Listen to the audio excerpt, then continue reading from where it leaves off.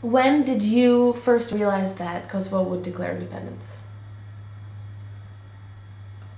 To be honest, I can't actually remember exact date or a month for that matter. But I'm sure it was some months, several months before it actually happened. I do remember giving an interview for Al Jazeera late 2007, early 2008, when I did say something like, yeah, I mean, it's kind of obvious that Kosovo will declare independence rather sooner than later. But when was that exactly? I don't know to tell you. But it was definitely 2, 3, 4 months before. Where were you for Independence Day? I was in my apartment in Prishtina. I did work back then I actually moved to Prishtina in late 2005. And we opened a newspaper which was called with the name of Građanski Glasnik. It's like Civic Herald in English. Shkezin Malici, Petrić Veselimi and myself. And I was editor-in-chief, so I actually lived back then in Prishtina. And was obviously, as an editor-in-chief and journalist myself, attending all of these conferences, you know, being on a different talk shows around and so on. And obviously around that time, 2006, 2007, there was a lot of talk about the political settlement for Kosovo. And I mean, not only among Kosovo Albanians or in Kosovo Serbs and the Serbians, but also in the international community circles. So it was some kind of, how to tell you, like a daily, you know, it was a daily routine. It was a part of a job. And as a journalist and editor-in-chief, obviously you want to be on the top of a ball. So. Yeah, I mean, so I was on the 17th February. Yeah, I was in Prishtina in my apartment, and the funny thing was that my best friend from Belgrade came, and I've been actually inviting her for 2 years to come to Prishtina, and then she kind of totally randomly picked up that weekend. It was some weekend. I think 17th February was a weekend, and without actually knowing it's going to happen on that very weekend. So we had a great, I mean, it was a big party, and I mean, a lot of people came, like a lot of different friends who actually were not based in Prishtina at that time, so they all came. It was a big party on the street, and my friend from Belgrade, she had a great time. She was like, oh my god, like, I didn't realize Kosovo is so cool. And I was like, yeah, but it's not like every day like this, you know. This is just like people being. And then we had like this standing joke with my friends, with my Kosovo Albanian friends down on the street. So I was coming and saying like, okay, this is my friend from Belgrade, and she came specifically, and then they were saying, hey, hi, bye Serbia, and my friend replied to them, see you in EU.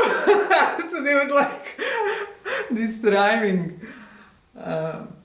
kind of standing joke going. But it was and we even put I used to live in opposite the Grand Hotel on Zahir Paraziti Square, and because everyone was putting some flags, and we were like, okay, we can't put Serbian flag, that would be really weird, like.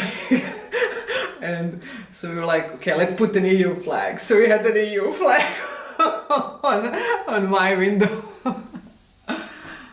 But it was a great atmosphere. It was really, I mean, you know, I've been in Kosovo since 2000. I've been reporting from Kosovo, and I moved to Kosovo. I based myself in Prishtina since 2005. And in this period, 2005, I was actually traveling. And I would spend 2 weeks in Kosovo, 2 weeks in Belgrade, and then 2 weeks in Kosovo. So in 2008, you know, there was a relief in a way, like kind of a big burden, like kind of fell off of the back, and people were just, I mean, they were like really genuinely happy, and it also made me happy. It was just, you know, at some point it was actually really difficult. I mean, especially in these years and months before the declaration of the independence, like people were kind of stuck, like kind of mentally stuck somewhere. And all of a sudden, after the declaration of independence, it's like, you know, kind of, it opened them. It's like it's a burden fell down from the back. I mean, fell from their back, and I was very happy to be there. I'm very lucky to be there, to see it. And yeah, it was a lot of booze on the streets. It was like everyone was giving just wine and raki rushit. We would just go to, like, you know, Martins, or that's little street where is the Martins, and then just go, and there was live music and people were singing, and I remember, like, you know, kind of wherever you travel in the Balkans, because all these songs are same, and then I felt very sorry at that time. I didn't know Albanian, and I couldn't sing their songs, but you know, it was just like I could just it along, and so it was lovely.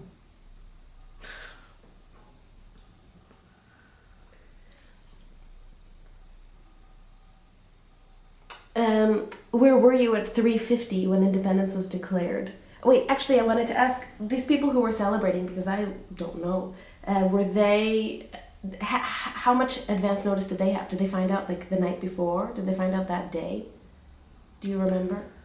Yeah, I don't remember exactly, but I think it was maybe night before. I mean, there were like these stories, like how, you know, and they were kind of putting up this press team last minute, like last 24 hours, that is going to handle all of these media requests.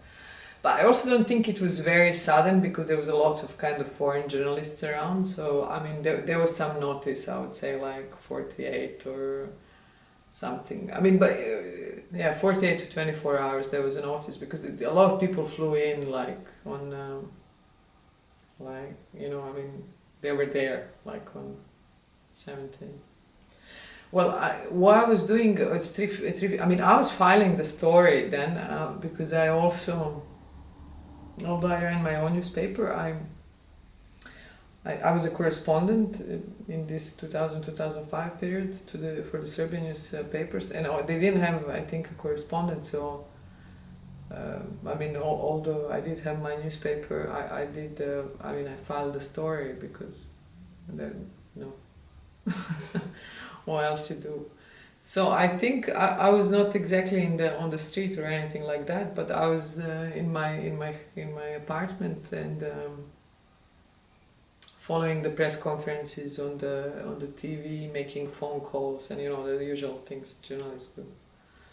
And I mean, I think I can't remember whether I went to Grand Hotel, where in the Grand Hotel there was a press conference, or it was just like handier to stay at home, and, like, you know, because it was like direct broadcast of the press conference, and then the internet and the computers and so on, everything is at home. But then I actually did and I remember it was terribly cold. It was like some -5 or something. It was like terrible cold.